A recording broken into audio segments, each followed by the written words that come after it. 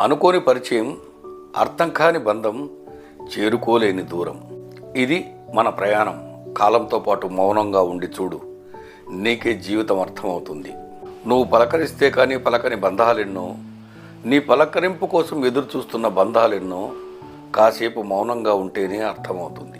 జీవితానికి అర్థం తెలియని వారితో మన జీవితం ముడిపడితే మనం ఒక జీవితకాలం శిక్షలు అనుభవించాల్సి వస్తుంది. అర్థం చేసుకోలేని మనుషులు, బాధను పంచుకోలేని బంధుత్వాలు మన చుట్టూ ఎన్ని ఉన్నా మనం ఒంటరిగానే ఫీల్ అవుతూ ఉంటాం. దిగిన ఫోటోను అందంగా కనిపించాలని ఎడిటింగ్ చేసుకోవడం తెలిసిన నీకు పొందిన జన్మను ఆనందంగా గడపాలంటే ఏం చేయాలో తెలియకపోతే ఎలా? అనవసరం అనుకున్నవన్నీ వదిలేయాలి, అవసరం అనుకున్నవన్నీ సాధించాలి.